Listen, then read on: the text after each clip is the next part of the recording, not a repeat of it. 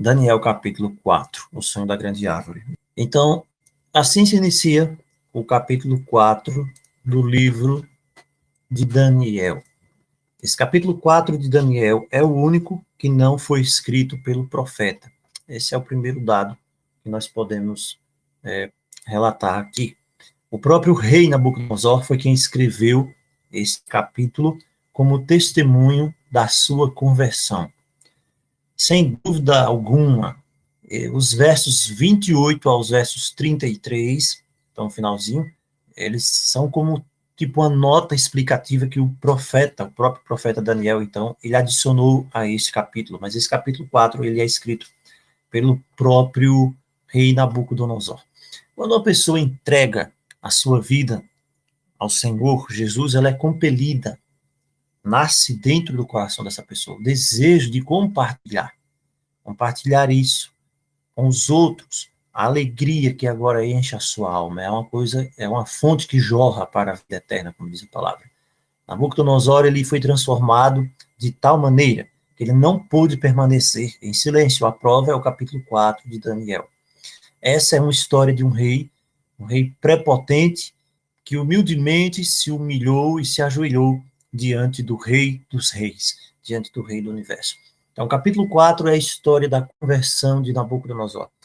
E algumas vezes você pode ler o livro de Daniel e você vai ver que no capítulo 4 você vê uma história que aparentemente ela destoa dos eventos registrados no restante do livro em si. Você tem uma história pessoal aqui. Você tem uma história de transformação, um drama individual de uma pessoa que é tocada pela graça. Esse capítulo 4 está registrado no livro de Daniel para mostrar o seguinte: tudo o que se encontra registrado, as profecias que foram feitas séculos antes das coisas acontecerem, tudo isto, o objetivo é apenas salvar almas, salvar as pessoas, mudar a vida das pessoas. Não adianta conhecimento teológico sem mudança de vida.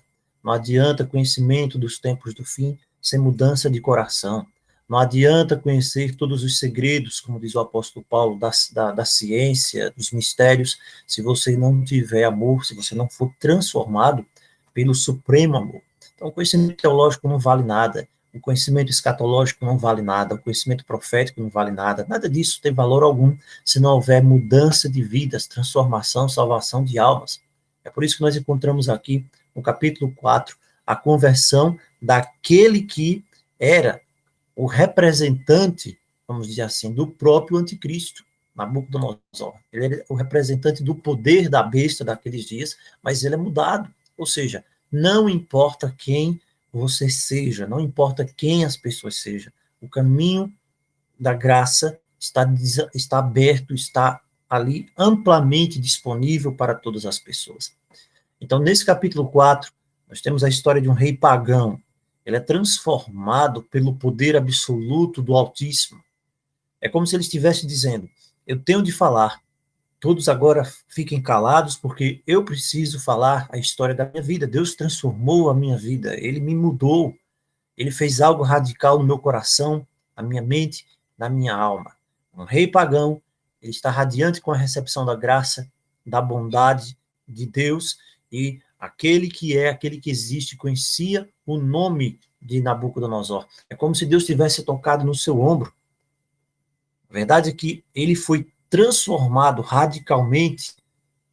Então, veja, se Deus pode pegar um rei ateu, perverso, as escrituras dizem que ele matava quem queria, deixava com vida quem queria, não temia ninguém, um blasfemo, um idólatra, e mudar a vida dessa pessoa, pode transformá-lo radicalmente e colocar o sentimento de paz, a verdadeira paz em seu coração, que as riquezas não podem trazer, que os prazeres não podem trazer.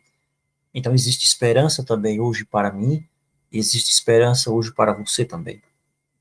A conversão de Nabucodonosor é um testemunho vivo da persistência, do amor divino que não desiste, e confirma a verdade de que também, para se perder, a pessoa tem de fazer uma operação um pouco complicada. Você tem de correr para longe dos braços do amor divino. A pessoa pode decidir se perder, mas para isso ela precisa fugir desesperadamente, como do cão caçador.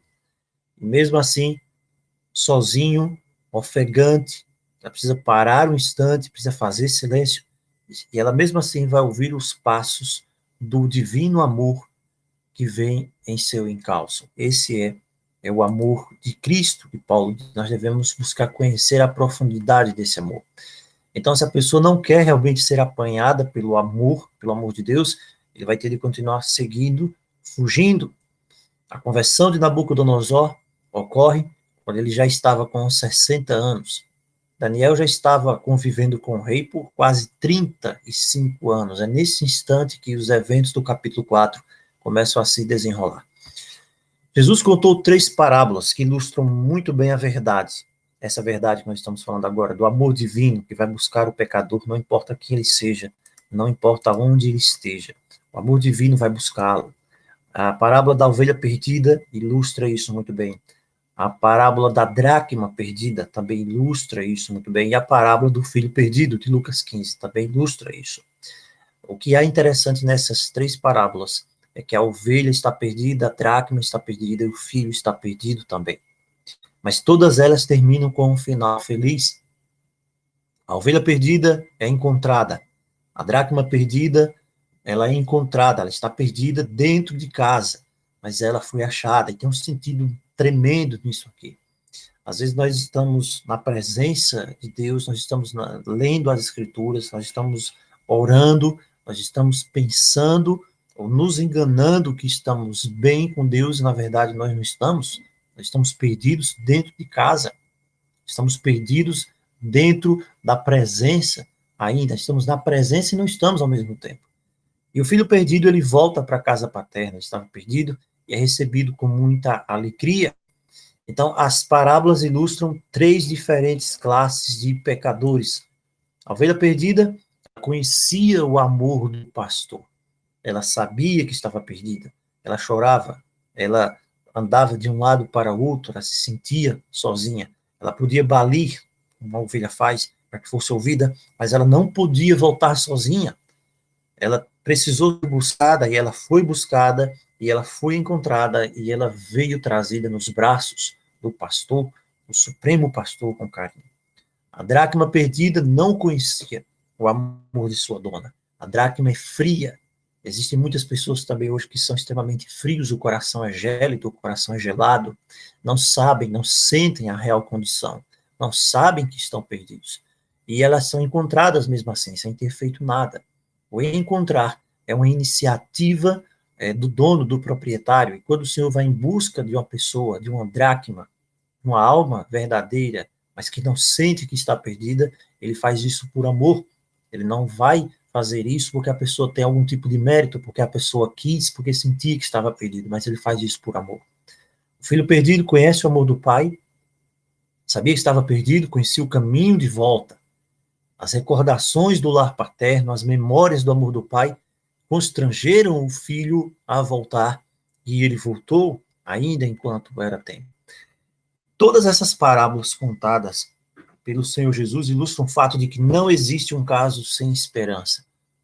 Pior que seja a situação do pecador, ainda existe esperança de salvação. Não importa quão desesperado você esteja nesse instante, ou você esteja hoje, não importa se você desobedeceu a Deus e você quebrou as palavras, e você foi rebelde, e você foi um cretino, e você foi um orgulhoso, se você se voltou contra ele, não importa quantas culpas mentais, psicológicas existem dentro da sua alma. Se você se sente culpado por um pecado cometido que não saiu da sua mente, não saiu da sua cabeça, mesmo com o passar dos anos, e você às vezes evita falar isso para alguém, se Deus pode pegar alguém como Nabucodonosor e transformar a sua vida, se ele pode chamar esse homem pelo seu nome, ele também pode chamar por você. Ele está chamando você. Deus pode tocar em seu ombro na escuridão da noite, na sua vida, onde você imagina que as pessoas não estão dando a mínima para você, onde você pensa que os seus filhos não estão ligando para você, onde você tem certeza que as pessoas não estão nem aí para a sua vida. O Senhor toca na sua vida, ele toca no seu ombro para mudar a sua vida. Nabucodonosor disse no verso 3, quão grandes são os seus sinais, e quão poderosas são as suas maravilhas. O seu reino é o reino sempre eterno, e o seu domínio é de geração em geração. Então, hoje nós estamos falando do testemunho de alguém que era pagão e que foi mudado. E a palavra diz que esse homem estava tranquilo na casa dele, feliz no palácio dele. Quando alguém se sente tranquilo na sua casa e feliz na sua vida, essa pessoa está perdida. O senso de estar bem, o sentimento de tranquilidade é o que leva para a destruição. A palavra diz, quando andarem dizendo paz e segurança, lhe sobrevirá repentina destruição. Nabucodonosor não pensava em Deus, tudo estava bem. E é exatamente quando as coisas vão bem na vida das pessoas, que as pessoas estão indo mal.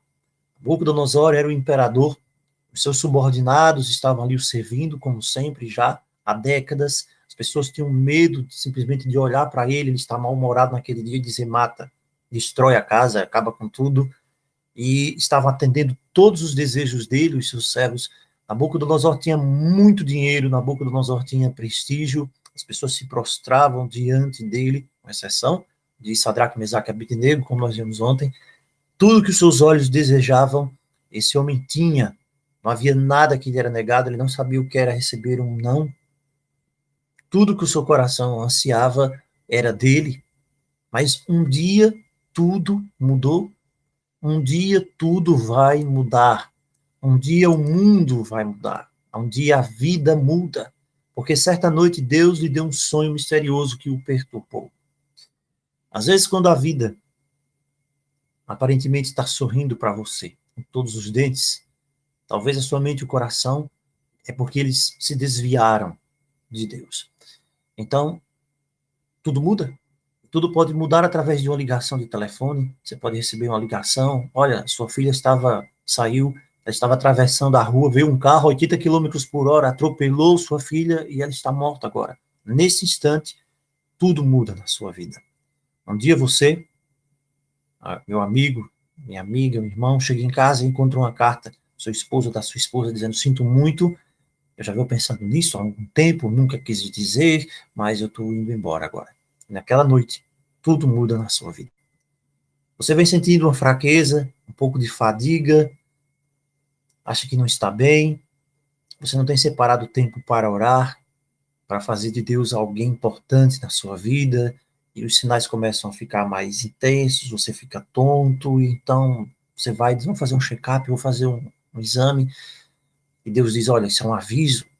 Você recebe o resultado dos exames nas mãos, o médico diz, olha, sabe aquele pequeno caroço que você tinha lá no pescoço?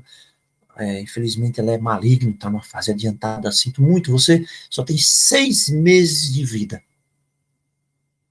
E nesse momento, tudo muda na sua vida. A vida é assim, existem pequenos e impressionantes avisos na nossa vida. E esses avisos realmente acontecem quando tudo vai bem.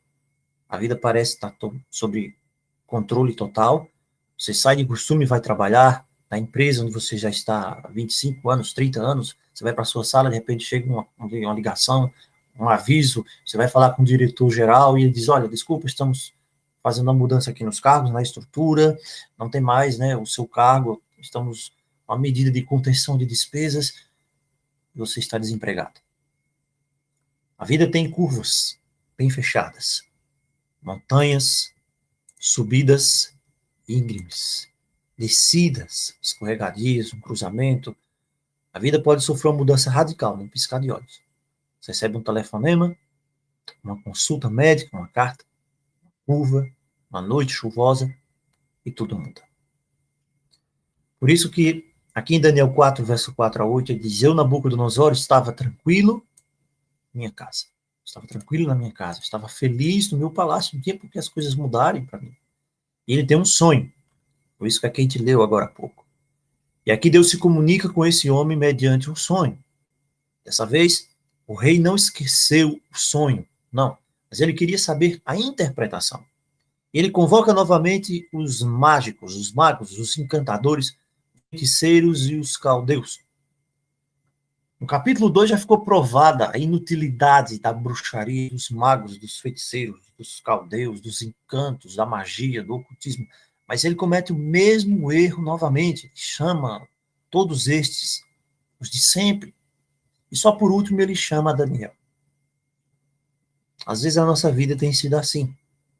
Acontece alguns problemas, nós lembramos de todo mundo. E quando todo mundo que eu chamei, que eu busquei, ir atrás, não resolve, aí por último eu chamo a Deus. Por 35 anos Deus estava tentando ensinar a Nabucodonosor. E somente ele conhece o futuro. Mas o rei demorou para entender essa lição. O ser humano geralmente busca soluções longe de Deus. Na verdade, quantas vezes nós fazemos isso? Nós vamos por trilhas que levam a um labirinto. Por que tanta teimosia? Por que nós somos tão teimosos? Por que você é tão teimoso? Por que você é tão teimosa assim? Jesus disse, busque em primeiro lugar o reino de Deus, a sua justiça, e todas as coisas serão acrescentadas. Mas nós fazemos o contrário. Nós buscamos todas as outras coisas, e depois, quando nós buscamos as coisas, que as coisas não dão certo, nós lembramos de buscar então o reino de Deus e a sua justiça. Deus honra a fé daqueles que o buscam em primeiro lugar. O rei disse de Daniel, Daniel 4, verso 8, em você há o Espírito dos deuses santos, era a visão dele, pagã. O Espírito Santo, o Espírito do Santo sempre está presente na vida dos servos do Altíssimo. Isso não pode passar despercebido. Daniel era diferente em tudo. Daniel era diferente no comer. Daniel era diferente no beber. Daniel era diferente no falar. Daniel era diferente nas atitudes. Ele seguia fielmente um estilo de vida que atestava que ele em si era o templo do Espírito Santo. Por isso que Cristo declarou, pelos seus frutos os conhecereis. Será que se hoje alguém precisasse de um apoio, de uma consulta espiritual, ele olharia para mim, olharia para você e veria essa diferença? Você está sendo diferente no comer? Você está sendo diferente no beber? Sim, você pode estar sendo diferente no comer, diferente no beber. Você pode estar sendo diferente no falar. Será que você está sendo diferente no falar? Será que você está sendo diferente nas atitudes? Quando o grande rei de Babilônia chama os magos, o que é que ele faz? Ele está agindo como um tolo. E imagina só, você pode chegar para Nabucodonosor agora e dizer, desculpe-me, rei, mas você é um tolo. Nós já não vimos essas pessoas, os astrólogos, os magos, os feiticeiros, os caldeus. Onde foi que nós vimos eles? No capítulo 2. Você está lembrado que o rei teve aquele sonho, mandou chamá-los, eles vieram, e o rei disse a eles, consultem as estrelas e falem sobre o futuro. E eles dizem, rei, desculpe-nos, nós não sabemos.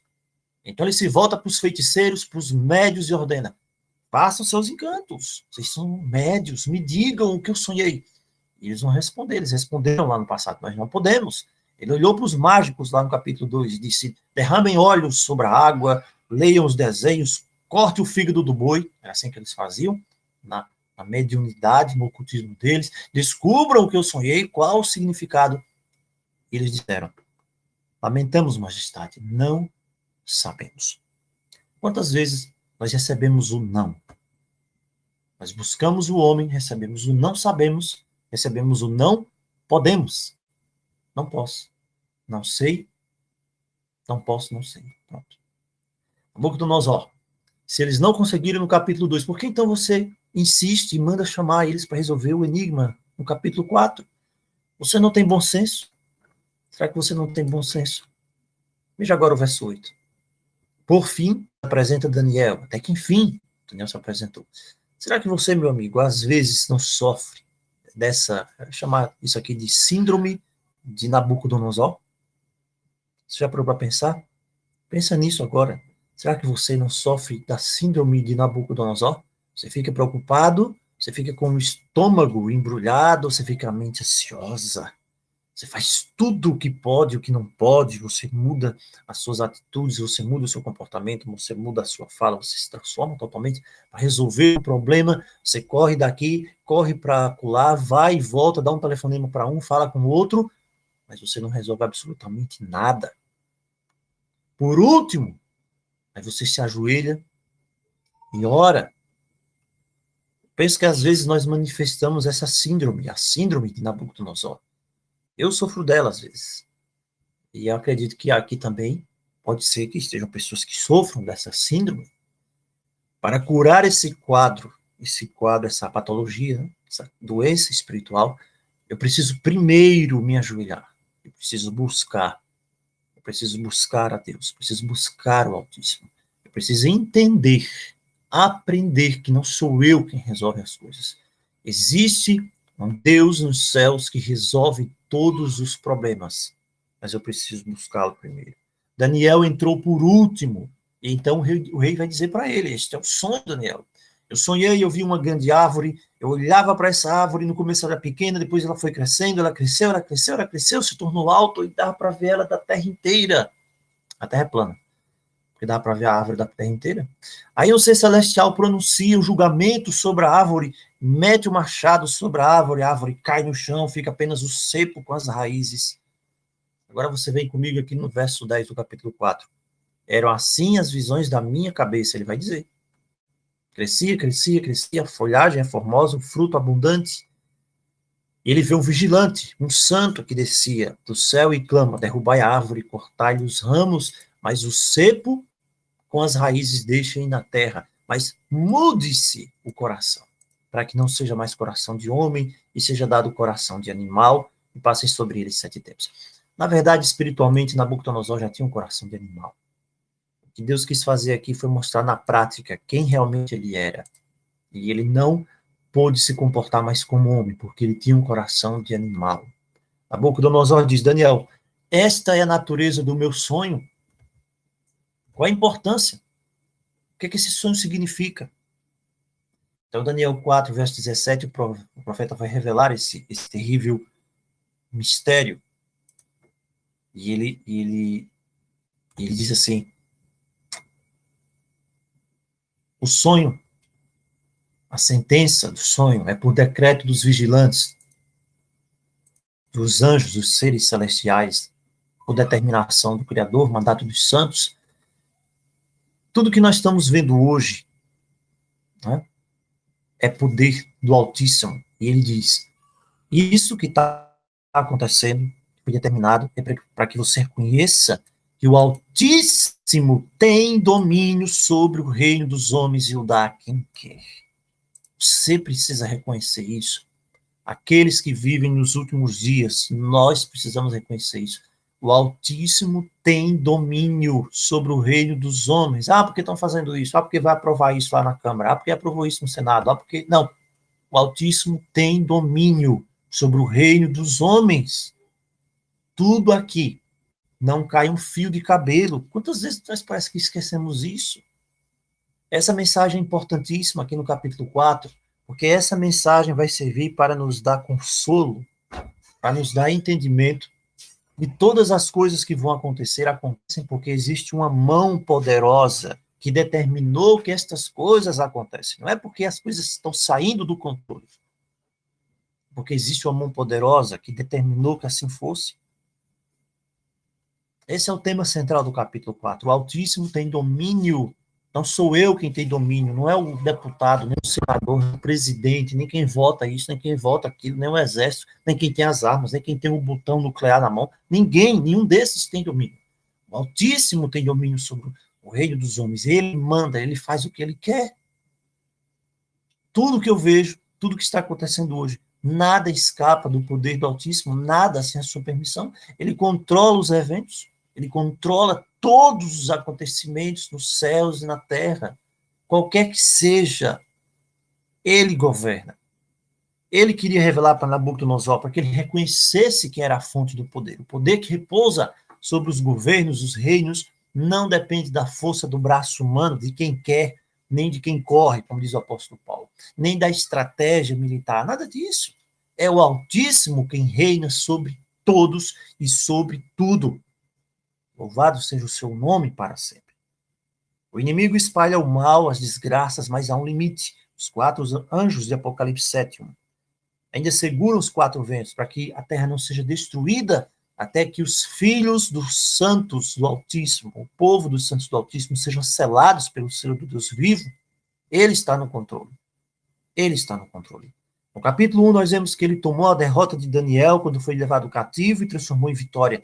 Ele exaltou Daniel, tomou a vida despedaçada de Daniel, ele toma hoje as nossas vidas despedaçadas, nossos sonhos, porque tudo havia acabado para Daniel. Você alguma vez já foi levado escravo para uma terra estrangeira? Você alguma vez já entrou num processo de aculturação tão grande que até o seu nome mudaram para uma divindade pagã? Foi isso que aconteceu com Daniel.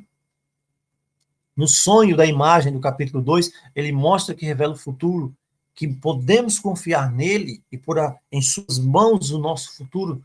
Ele é o revelador. No capítulo 3, ele é o Salvador, o Redentor. Sadraque, Mesaque e Abednego foram para a fornalha, mas alguém está ali com eles e os livra da morte. Cristo está ali com eles. No capítulo 4, ele é o rei. Capítulo 4, esse propósito do sonho é revelar como único o Rei dos Reis e o Senhor dos Senhores. Quando nós estudamos esse capítulo, nós vemos que ele é digno de adoração, de louvor, porque ele é o único e ele deseja ser rei em nosso coração. Então ele dá um sonho para Nabucodonosor. A grande árvore que cresce, os ramos, as aves do céu fazem ninho, os animais do campo se abrigam à sua sombra. Babilônia, Nabucodonosor. Mas é a mensagem: derrubai a árvore. Derrubai a árvore e fica o cepo apenas, e cadeias de bronze e ferro. O Deus das misericórdias deu ao rei outro sonho para adverti-lo do perigo que ele estava se expondo. O simbolismo dessa árvore aqui não era estranho a Nabucodonosor. Nabucodonosor sabia muito bem o que significava. Por exemplo, Heródoto, ele conta o caso de Astíages. Quem era Astíages? Era um cunhado de Nabucodonosor. Ele também sonhou com uma árvore simbolizando o seu domínio sobre uma parte do mundo. O próprio Nabucodonosor, em uma inscrição, compara a Babilônia a uma grande árvore abrigando as nações do mundo. Isso aqui é no livro Segredos de Daniel, página 63, do Duca. Então, esse fato aqui é interessante porque Nabucodonosor sabia muito bem o que Deus estava querendo adverti-lo. Esse rei Nabucodonosor é simbolizado pela árvore no meio da terra. Ele era grande, poderoso e orgulhoso, e esse era o mesmo pecado de Lúcifer, orgulho. Isaías 14 fala disso. Como caíste do céu, foste lançado por terra, é o orgulho. Isaías 14, 12 a 14. Nessa profecia, que é claro, o rei Léo, o maligno, não estava satisfeito com a posição de anjo, ele queria ser mais do que um anjo, ele queria ser a estrela da manhã. Quando Cristo é a estrela da manhã, Apocalipse 22, 16. Há uma condenação sobre o rei da Babilônia, ele é um símbolo do inimigo, do caído. O movimento da nova era diz que todos nós somos deuses. É essa a grande mentira. Na religião mórmon, a meta é ser alcançada pelos homens, é se tornarem deuses também. Desde o princípio, Satanás tem colocado no coração do ser humano o desejo para que ele seja Deus, para que ele seja uma divindade. Esse é o engano também que vai fazer parte agora dos últimos dias. Foi essa a estratégia lá no jardim, quando ele diz: no dia em que comerdes se abrirão os olhos e sereis como Deus. Gênesis 3, verso 5. E ali foi pregado o primeiro sermão de imortalidade da alma, de espiritismo ali, no Jardim do Éden. Então, para poder salvar Nabucodonosor, o Altíssimo precisava curá-lo desse pecado maligno que se chama orgulho. E a terapia aplicada foi a humilhação. O orgulho é o pior de todos os pecados. Sabe por quê? Porque ele fecha as portas para Deus. Deus não pode usar um orgulhoso, pois ele toma para si mesmo toda a glória. Ele não precisa de Deus. Lúcifer não precisou, não precisava. Estava enganado. Então, nada é tão ofensivo para Deus nem perigoso quanto o orgulho e a presunção. Primeira coisa a ser aprendida por todos os que desejam tornar-se filhos de Deus é a desconfiança de si mesmos, é a humildade. Desconfiança de si mesmo. Não, mas por que eu estou certo? Por que eu tenho que ser feito a minha vontade? Digo isso em termos individuais. Mas os livros de autoajuda dizem, não, explore o potencial que há dentro de você. Olha, isso pode servir para qualquer outra coisa. Mas com as coisas de Deus, as coisas do Altíssimo não funcionam.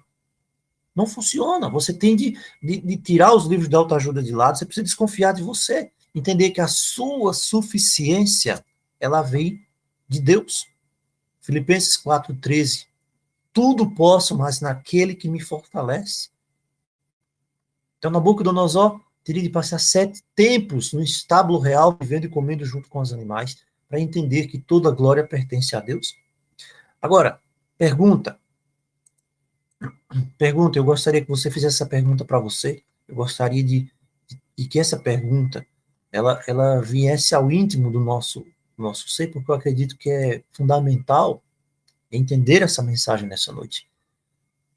O que é que será que precisa? Será que precisa? Será que precisa? Será? Será que precisa acontecer alguma coisa na minha vida?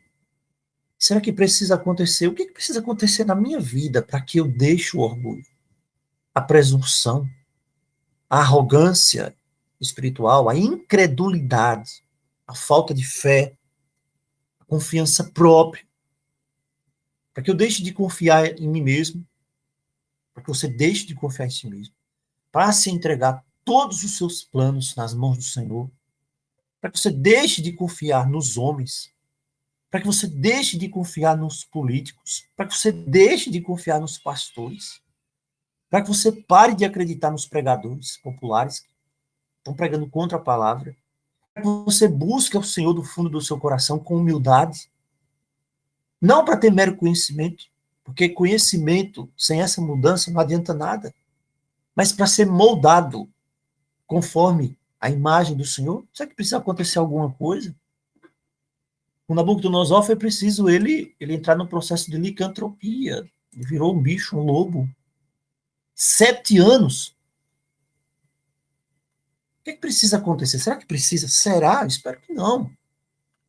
Nabucodonosor tinha motivos de sobra para se orgulhar. Os historiadores antigos dizem que lá a grandeza, né, dos palácios da Babilônia, dos templos, dos jardins suspensos, ele tinha motivos para se orgulhar. Ele tinha falsas premissas para se apoiar.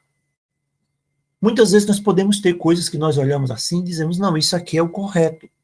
Se não for assim, não está certo. Tem de ser desse jeito, porque eu não vejo erro nisso. Nabucodonosor tinha a Babilônia inteira para isso.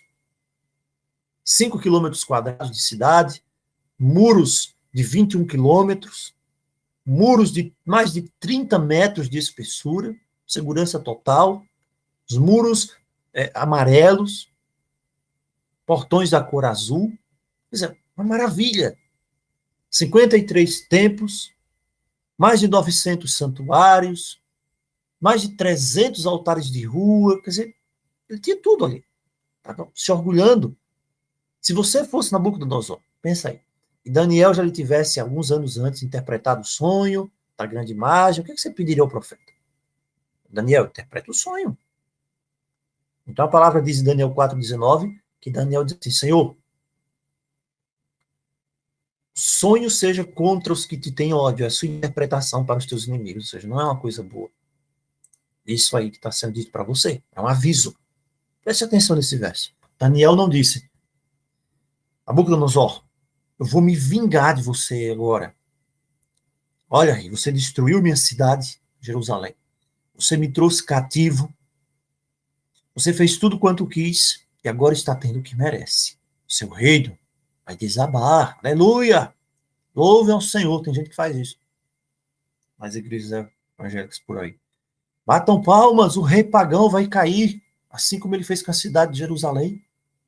Ele podia ter dito isso, mas ele não fez. Sabe por que ele não fez? Porque ele nunca influenciaria ninguém para a salvação, a não ser amando e a não ser sendo um exemplo de Cristo na vida daquela pessoa. Daniel é um exemplo extraordinário de uma pessoa em cativeiro, maltratado, injustiçado, escravizado, que não se tornou amargo. Não se tornou amargo, mas sim bondoso, tolerante, amável, de fé. Deixou o Senhor tomar de conta da vida dele. Ele foi arrancado da sua terra natal quando ele tinha 17 anos de idade. Nunca mais ele viu seu pai, ele não viu a sua mãe, ele nunca pôde casar-se com a mulher dos seus sonhos, ele se tornou um eunuco, ele estava num reino pagão, mas Deus revela para ele coisas tremendas. Deus mostrou tudo quanto iria acontecer, o rei perderia o seu trono, por 7 anos vagaria como animal. Daniel não começa a bater palmas, Ele tinha amor pelo rei, ele queria que o rei encontrasse a vida eterna. Surpreendente, né? Você nunca vai influenciar aquela pessoa que lhe roubou, que lhe trapaceou, tomou o seu dinheiro, se você não amá-lo, se você não fizer assim como o Senhor Jesus faria. É para isso que você foi chamado. Você nunca vai exercer influência na sua casa, nos seus amigos, se você desprezar o seu esposo, a sua esposa, os seus amigos, os seus filhos, não vai dar certo. Como é que eu tenho agido em minhas circunstâncias da vida? Você foi tirado da sua casa, você foi levado para um país distante. Aconteceu isso com você? Aconteceu com Daniel. Como é que ele reagiu? Ah, mas comigo aconteceu algo pior, será? Ah, tá bom, se aconteceu, então mesmo assim você tem de reagir da mesma forma. A beleza divina é que ele nunca vai nos tratar como nós merecemos. Nunca. Eu desejo que eu seja bem tratado, porque é a natureza do nosso caráter. Daniel, no capítulo 4, está tão assombrado, espantado, que ele até reluta em dizer a interpretação por rei. E ele diz, a árvore que cresceu, se tornou forte, a altura chegou ao céu, e vista por toda a terra, é você. A árvore é você, é o indivíduo, é você. E ele vai dizer, né, tudo o que acontece nos versos 23 e versos 25, o rei representa a árvore, o seu corte, a cortada, é o julgamento. Aquela cepa ali significa que o reino vai continuar e vai ser restabelecido um dia, certo? E aquela cadeia de ferro e de bronze que fica ali, o ferro, ele sempre representa a autoridade nas escrituras. O Salmo 2 fala sobre a vara de ferro, que é a autoridade ou liderança. O bronze é um símbolo de proteção. O capítulo 2 representava o Império Grego. Os gregos, eles sempre estavam protegidos pelas armaduras de bronze. A pia, o santuário de Israel também era de bronze, onde os sacerdotes lavavam as mãos antes de entrar nos lugares santo e santíssimo, porque esse rito representava a purificação protetora. Então, autoridade e proteção significadas pelo ferro e pelo bronze quer dizer que Deus protegeria o rei, o cepo, a cepa. A autoridade e soberania de Deus cuidaria para que ninguém tomasse o reino durante aquele tempo. Nabucodonosor perderia com tudo. Mas verso 25 diz, serás expulso, você vai comer erva como os bois, ser molhado de orvalho do céu, mas o cepo vai continuar. Então, o próprio Deus faz um apelo, diz, o cepo continua. Isso é uma lição para a sua vida. Isso não precisa acontecer, você não precisa perder o seu reino, você não precisa perder até a sua alma. Aceita o meu conselho, verso 27. Põe um fim nos teus pecados. Acaba com as tuas iniquidades, usa de misericórdia com os pobres, você precisa mudar, você precisa não somente de boca, você precisa realmente ter uma mudança. Algumas vezes Deus toca no nosso ombro. Uma vez, duas vezes, mas nós nos afastamos dele. Porque nós vivemos uma vida negligente. Nós nos fechamos, colocamos uma bolha ao nosso redor. Desprovida de oração. Você está ocupado apenas com os negócios dessa vida, em lugar das realidades eternas. Quando nos afastamos dele, aí você sente o toque dele. Você tem crise na vida. Quando você tem crise na vida, não é Deus que está causando essas crises na sua vida. Ele, porém, não impede que elas aconteçam, porque ele sabe que, de alguma maneira, se você confiar nele, segurar na sua mão, você vai superar aquilo, e vai ser uma bênção para que você seja fortalecido e mudado e transformado.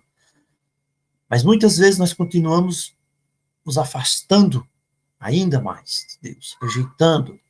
E ele permite, então, que o volume de sua voz seja aumentado, a fim de que aquilo que nós aceitamos na alegria, nós venhamos aprender na tristeza. O amor de Deus, por mim, por você, é tão intenso, é tão maravilhoso. O Senhor deseja lhe ensinar os caminhos.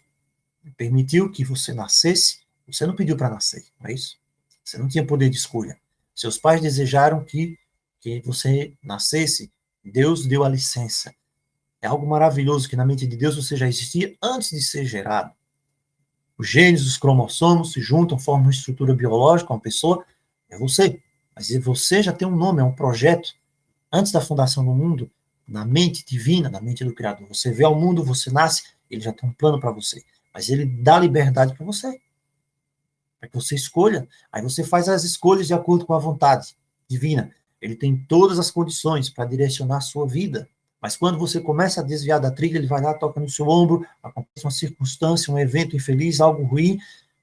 Ele permite, então, às vezes, que nós passemos por isso, pelo desapontamento, pela tristeza, se for necessário, para que você caia em si, para que você volte, para que você abra os olhos, para que você desperte do sono e que você seja salvo.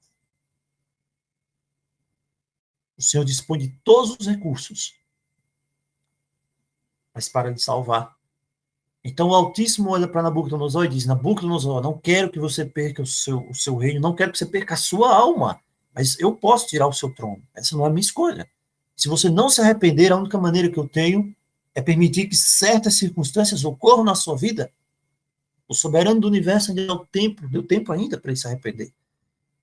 Ao cabo de 12 meses, diz o verso 28 e o verso 29, ele viu o vigilante celestial cortar a árvore, ele viu que era uma predição. Daniel disse que isso poderia não ocorrer. Volte para Deus, isso não precisa acontecer.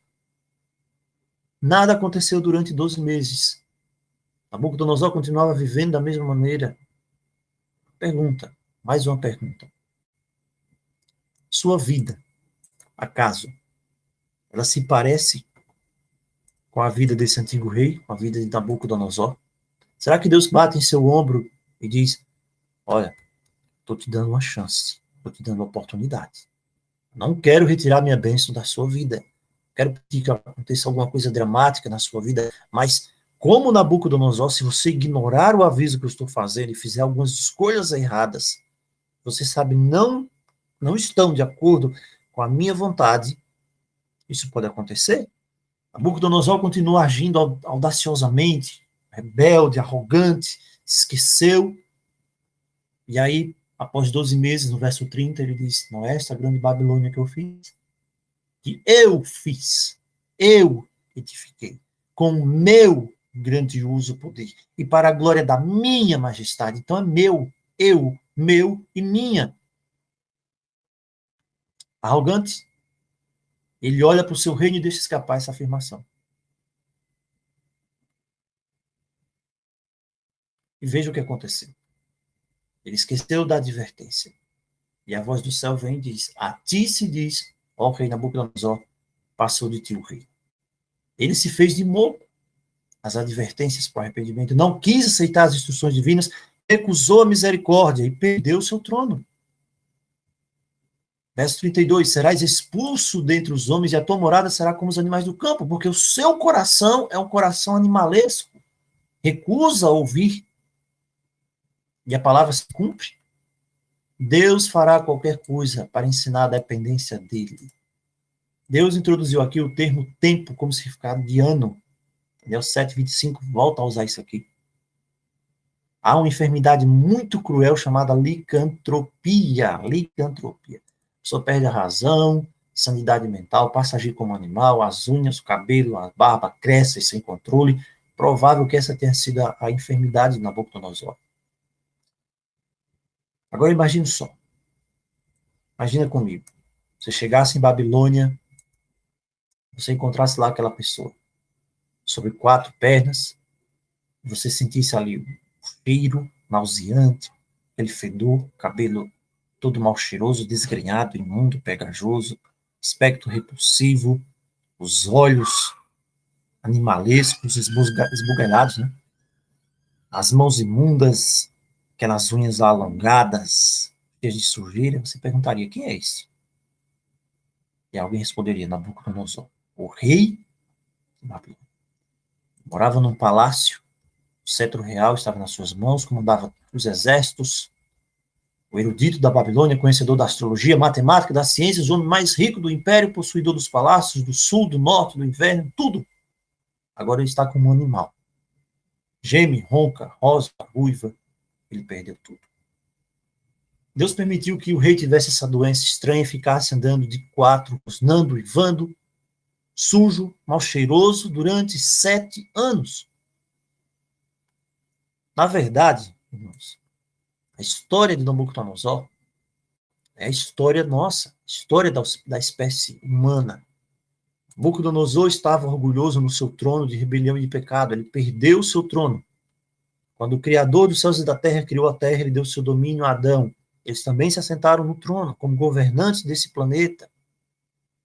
Tinham o diadema de glória sobre as suas cabeças, parte da família celestial, filhos de Deus, mas por causa do pecado, da rebelião, do orgulho, da arrogância, perderam sua natureza original. Deus não quer que aconteça isso conosco. Foram transformados, foram deformados. Podemos hoje olhar, será que hoje podemos nos identificar com Nabucodonosor? Somos parte da família perdida, nossa natureza mudou. Você já se perguntou alguma vez por que é mais fácil ficar irritado do que ser paciente? Pergunta agora. Você já se perguntou por que é mais fácil ser egoísta do que ser generoso? Você já se perguntou por que você tem de lutar constantemente contra os seus pensamentos impuros, as palavras ásperas? Porque nossa natureza, nosso fundamento, nosso interior mudou. Existe algo errado com a humanidade sem Cristo. Em Cristo, somos nova criatura. Sem Cristo, somos assim. Nabucodonosor perdeu a coroa, o trono, o manto real, a capacidade de governar. A natureza dele se transformou. Estava igual a um animal. Mas a palavra diz que a esperança, havia esperança ainda. No verso 34, ao fim daqueles dias, eu levantei os olhos ao céu. Levante os olhos ao céu. Não fica olhando para baixo, não fica olhando de lado, não fica olhando para as pessoas. Ah, por causa de você eu sou assim, por causa de você eu sou assado. Ah, porque você falou isso, eu sou assim. Porque você deixou de falar isso, eu não faça isso. Levante os olhos ao céu. Quando você levanta os olhos ao céu na presença do Senhor, aí então torna a vir o entendimento, a compreensão, a capacidade de raciocinar conforme o Espírito Santo. E aí o resultado é louvor, é alegria de verdade. Ele bendisse o Altíssimo, louvou e glorificou o que vive para sempre, cujo domínio é sempre eterno e o reino de geração em geração. Isso é o que aconteceu na vida desse homem. Ele foi transformado enquanto ele levantava os olhos ao céu. Aquilo aconteceu. Essa é a história da salvação. Quando você levanta os olhos ao céu, o pecado que lhe deformou, que corrompeu a nossa natureza, ele vai embora, ele é retirado. Nabucodonosor olhou para o céu porque ele não conseguia transformar a si mesmo. Do mesmo modo, nós não podemos mudar a nós mesmos. Você pode ter 30, 40, 50 anos, 60 anos, 70, você pode viver uma vida inteira. Você é a mesma pessoa, arrogante, orgulhosa, lutando contra si mesmo. Não posso mudar a mim mesmo. Por mais que eu tente ser paciente, eu não vou conseguir ser paciente. Por mais que eu tente ser puro, eu não vou conseguir ser puro. Por mais que eu tente ser generoso, eu vou ser egoísta. Por mais que eu tente ser honesto, eu não vou ser honesto para sempre. Porque existe algo fundamentalmente errado dentro de nós. E isto se chama pecado. E o único remédio para o pecado é Jesus Cristo. Não a confissão formal, não a confissão de boca, não entender a Bíblia, o Apocalipse, as profecias, isso, a escatologia, isso não vai servir de nada. Mas como Nabucodonosor, nós podemos olhar para o céu e sentir agora mesmo que Deus nos pode transformar. Somente Ele pode nos fazer honestos, puros, generosos, bondosos. Você só precisa olhar para o céu. Não existe outra pessoa, não existe outro lugar. Se eu olho dentro de mim, eu vejo a natureza caída, pecadora, falso, cínico.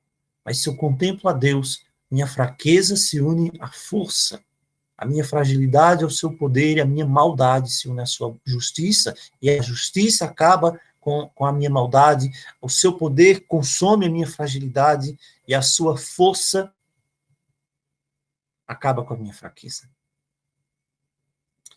Você não gostaria de dizer agora, Senhor, eu não consigo mudar a mim mesmo. Como Nabucodonosor, eu sinto que eu falhei, que eu tenho falhado, porque eu sou um pecador. Mas eu sei, Senhor, que tu tens misericórdia, tens compaixão, tens amor incomparável.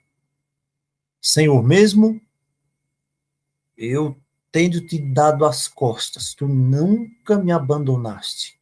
Eu ando distante, mas o Senhor não se distancia. Eu tenho virado o rosto, te ignorado, mas o Senhor tem me dado amor, bondade e compaixão. Você sabe qual é a resposta a essa oração? A resposta você já tem. Jesus disse: todo o que vier a mim, de modo algum o lançarei fora.